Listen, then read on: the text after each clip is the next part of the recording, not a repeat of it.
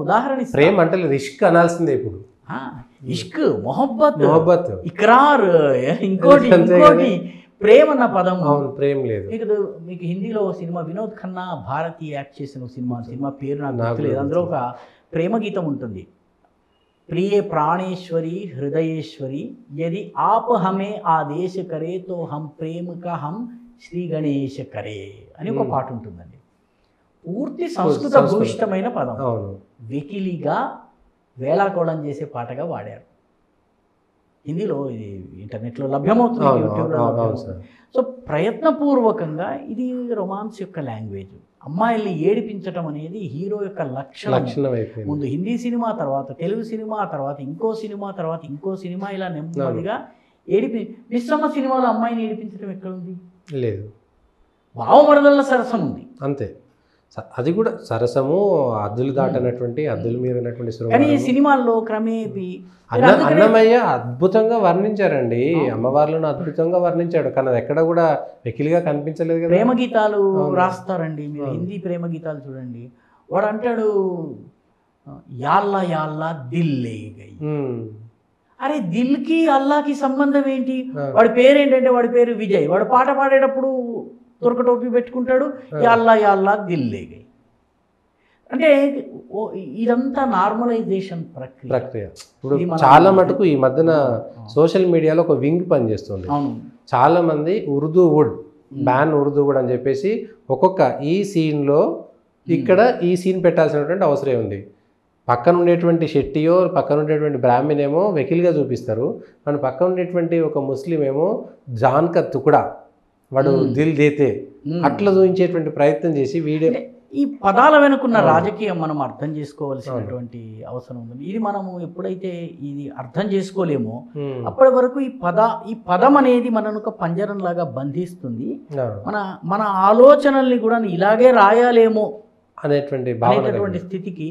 ఆ తర్వాత నా మతం గురించి నేను డిస్ప్లే చేయకూడదేమో, నేను కనిపించకూడదేమో, లేకపోతే నా మతానికి సంబంధించిన విషయాలు బయట మాట్లాడకూడదేమో. వాళ్ళు ధోతి కడితే, లుంగి కడితే, ఏదైనా మాల్కి ఎవరైనా ఒకరు అసలు దీనిపైన ఒక వేరే చేయాలని ఉంది.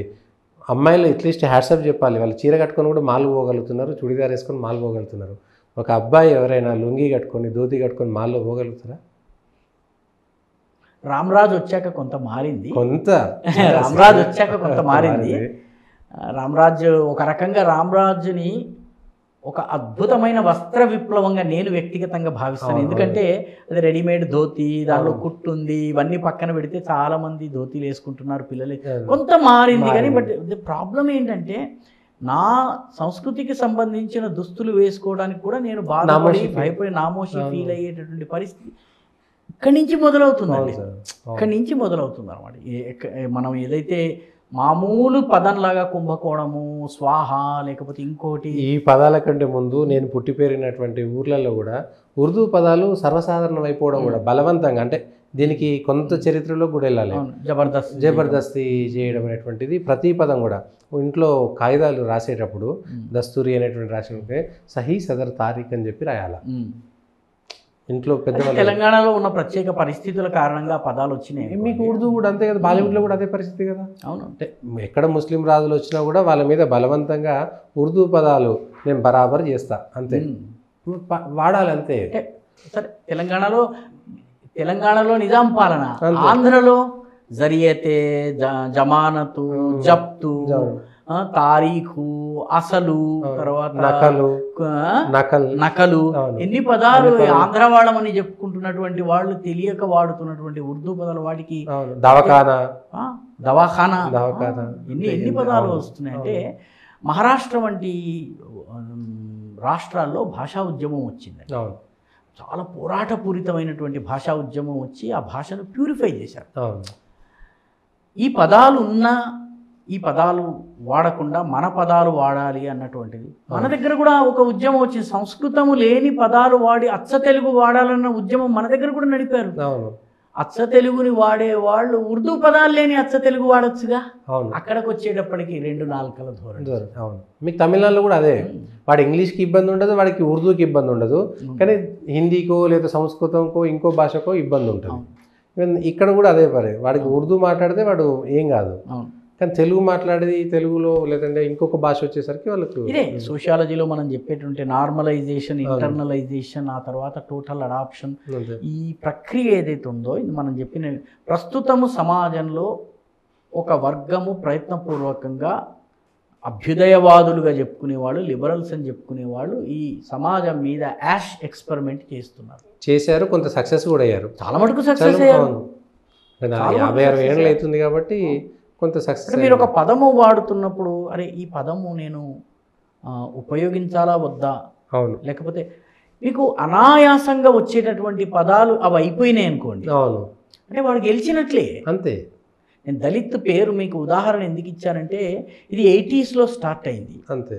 ఈరోజు దళిత్ ఎవ్రీవన్ యాక్సెప్ట్స్ ఇట్. దళిత ఉద్యమాలన్నీ వచ్చేసినాయి లాస్ట్. దళిత ఉద్యమాలు, దళిత కవి, దళిత సాహిత్యము, అవును, దళిత దళిత దళిత మొత్తం దళిత వచ్చేసింది. అవును. ఈ ప్రభుత్వం వచ్చిన తర్వాత షెడ్యూల్డ్ కాస్ట్ పదం వాడాలన్నటువంటి విషయంలో అఫీషియల్లో కనీసము షెడ్యూల్డ్ కాస్ట్ వాడాలని ఉంటుంది. అదేవిధంగా మీకు ఎస్సీ మోర్చాగా మార్చారు దళిత్ అన్న పదానికి బదులు. కొంత ప్రయత్నము జరుగుతోంది కానీ ఇవి ఫలితము సాధించడానికి మీకు మళ్ళీ 20 ఏళ్ళు మినిమం పడుతుంది, 40 years పడుతుంది. ఇది 40 years అయితే అది 80 years పడుతుంది. అవును.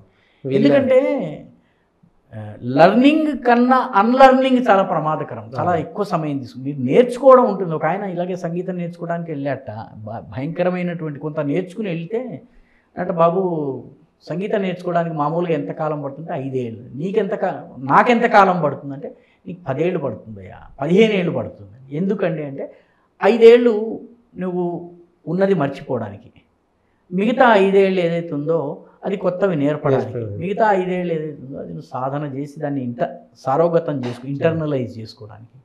అట్లా ఇప్పుడు ఒకసారి ఈ పదాలను యాక్సెప్ట్ చేసిన సొసైటీ వాటిని తొలగించడం ఒక పెద్ద ఉద్యమం. కుంభకోణము తేవడానికి 40 ఏళ్ళు అయితే తొలగించడానికి 80 ఏళ్ళు అవుతుంది. అవును. స్వాహ తేవడానికి 40 ఏళ్ళు అయితే తొలగించడానికి 80 ఏళ్ళు అవుతుంది. ఇది మనము అర్థం చేసుకోవాల్సినటువంటి అవసరం. కాబట్టి ఒక సుదీర్ఘమైనటువంటి బ్యాటిల్ ఆఫ్ ఐడియాస్ ఇది దీనిలో ఫైట్ చేసేటటువంటి వ్యక్తి చాలా ఓపికతో ఫైట్ చేయాల్సినటువంటి అవసరం ఉంది. పదాల వాడకం దగ్గర చాలా జాగ్రత్తగా ఉండవలసినటువంటి అవసరం ఉంది.